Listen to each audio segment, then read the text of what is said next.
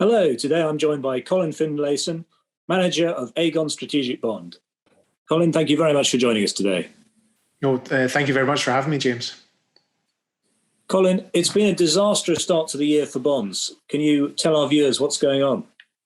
Yeah, you're absolutely right. I think we're in the midst of one of the worst 6-month periods that fixed income markets have had in quite some time. I think there's a couple of key factors here. The first one is that continued move away from ultra low interest rates that we'd seen for much of the last decade, and as we come out of the pandemic, driving that has been much higher and more persistent levels of inflation that we're seeing across all major markets. What that is doing is it's forcing central banks to aggressively raise interest rates at the same time that they're removing a lot of their asset purchase schemes or QE programs. So a lot of the backstop for fixed income markets that has been there for quite some years, it has come away at the same time they're having to deal with this higher inflation backdrop. What that has meant is it has pushed government bond yields, quite materially higher as they're adjusting to this new higher inflation and higher interest rate world. But at the same time, it's also having quite a negative effect on corporate bond returns as well. So in addition to the higher yield we're seeing from the government bonds, we're seeing credit spreads widen again quite materially. They're having to deal with this higher inflation backdrop as company earnings are being hit quite hard by rising input costs from the increase in the cost of labor. And also just these new funding costs that they're going to have to face when we're having to undertake any future borrowing. All of that has meant that the corporates are coming under more pressure, and as a result, credit spreads have had to move wider to adjust for that. And you put all of that together, what you're left with is a very weak environment for fixed income returns as they're dealing with inflation on one side, central banks raising rates on the other, and that backstop from central banks not really being there. So it's really a bit of a perfect storm, but it's been a long time coming, given how low yields and spreads have been for quite some time. Now, your fund is a strategic bond fund, so I mean you have the mandate and the ability to be flexible. So what sort of changes have you made to deal with this environment at the moment? Yeah, the flexibility has been key trying to navigate these markets. And the key thing for us is what it allows us to do is choose which risks we want to take and which risks we want to avoid when we're allocating within our portfolio. What we've been doing this year is, I guess we initially had quite a defensive setup in the fund. So we wanted a low level of interest rate risk or duration and a lower level of credit risk in response to anticipated higher interest rates and higher government bond yields as a result.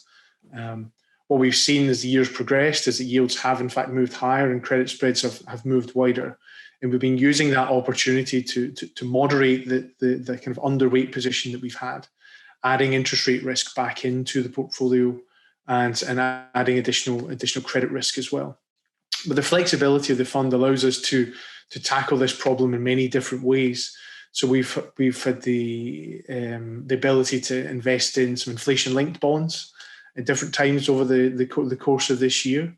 We're adjusting our preferences on yield curve positioning. So we had a bias for holding longer dated bonds as opposed to shorter dated bonds for most of the last 12 months, although we've moderated that, and we've seen as short dated bonds have performed quite poorly. That's been favorable for the fund.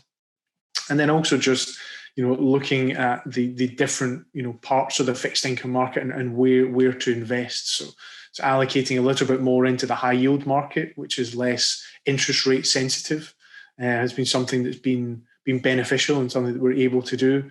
And then choosing which markets to invest in, whether we want to invest in the UK or US or in Europe or beyond, and using that flexibility to identify the best opportunities at that time. Also, it's been really about trying to mitigate as many of the risks that we're facing through higher interest rates in this rising yield environment. And I believe your primary focus is on government bonds, which are historically at least, supposed to be defensive when equity markets are falling. Obviously, that hasn't been the case at the moment. So why is that? I think there's really been because of the nature of the backdrop that we're facing just now.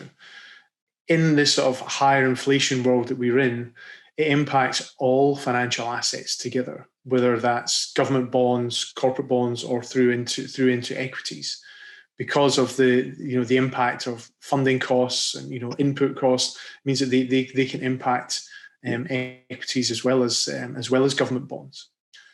The other thing we've seen is it's not really a sort of risk-off type environment. We're not seeing a sort of flight to quality, where often the case when equities are falling due to some sort of macro event that tends to lead investors to want to de-risk and jump into government bonds. We haven't necessarily seen that because the underlying growth picture up until now has actually been very strong.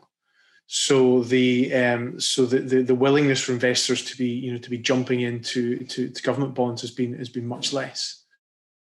In a rising rate environment, then government bonds tend to come under a lot of pressure, and therefore the return outlook wouldn't necessarily be particularly constructive.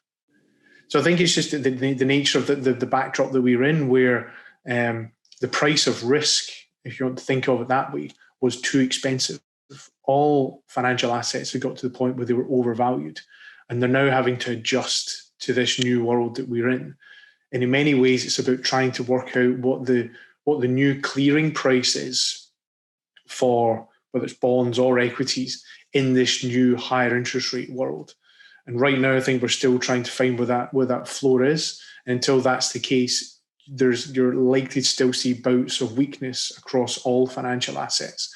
So it's a peculiarity of the environment that we're in, that it means that you can see equities falling and government bonds falling in value. That won't persist forever, and there will be a point where that traditional correlation will re-exert itself. And what's been particularly interesting is, yes, government bonds have done badly, but actually inflation-linked bonds or inflation-linked government bonds have done even worse, which is sort of counterintuitive, given that we've had higher inflation. You'd have thought that would be the place where you perhaps could hide at the moment, but it certainly hasn't been the case. So can you just explain to our viewers what's going on there? Yeah, inflation-linked bonds, the name can be slightly misleading in terms of giving you confidence that these are the perfect assets to own when you've got higher levels of inflation, and that's not necessarily the case. Inflation-linked bonds, like all bonds, have interest rate risk within them. So what you will find is that as yields move higher, the value of these assets will decline in the same way that your investments in gilts or investment grade corporate bonds would also fall as well. And because the index linked market as a whole has a higher interest rate risk sensitivity than you'd find in other government bond markets, then they will tend to at risk of losing more capital when yields are rising. But if you take an inflation-linked bonds of a similar maturity, what you will find is that in a period of rising inflation expectations, they should do relatively better than an equivalent conventional government bond, because the value of them is influenced by the level of inflation. Yeah. But the other thing with inflation-linked bonds is they are quite forward-looking, and they react more to inflation expectations than actual realized inflation. So once you reach a point where the market perceives that we're nearing a peak in inflation, or that central banks are getting serious about dealing with that inflation problem, that's generally the time you want to be moving away from inflation-linked bonds and into conventional government bonds. One thing you can do if you are concerned about rising inflation and using inflation-linked bonds is you can try and remove some of the interest rate sensitivity within that, and then you just can benefit from the relative performance compared to conventional gilts. Which is something we do within our portfolio. But as a standalone investment, it is very dangerous to invest in an inflation-linked bond, even when inflation is high, if you're expecting yields to move higher at the same time, because they do have duration sensitivity. So I think investors should be really mindful of that before they start loading up on inflation-linked bonds. Yes, because I believe the central banks, to get ahead of inflation, they want real rates to rise, and real rates going up, of course, is bad for the index-linked bonds. But yeah, that's very well explained. Thank you, Colin. And so, I mean, that's been a little bit depressing, but I mean, that is all behind us now. I mean, we've suffered a lot of pain.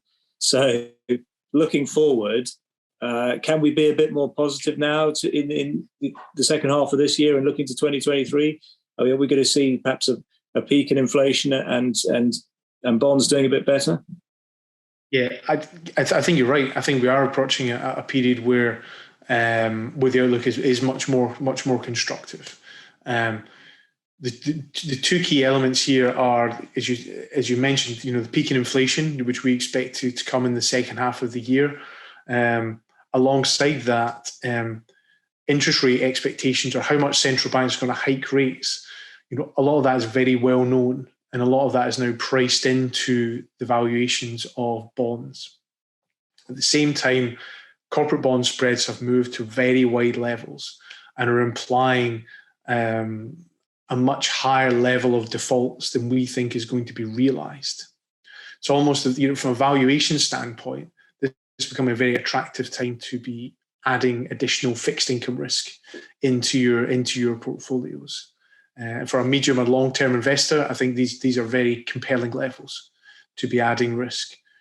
In the short term, there's going to continue to be volatility. We are seeing risks still coming from Eastern Europe and what's happening over there. Concerns about what's happening with the flow of gas into Europe and what that can mean. So there is going to be short-term volatility that's going to impact values over the course of the next few months. But when you look beyond that and into next year, being able to add risk today, I think is very compelling, particularly on the corporate bond side. And I think all-in yields and the level of additional spread that you're being paid is more than compensating you for the risk we're facing. We think it is likely that we're going to enter some form of recession, probably into next year. I think bond markets are already factoring a lot of that into their prices. So for us, we do think already in the price. We do think this would be a good time to be looking to add additional fixed income risk into your portfolios. Great. Well, that's been really interesting. Thank you very much, Colin. Thank you. And if you'd like to learn more about the Aegon Strategic Bond Fund, please visit chelseafs.co.uk.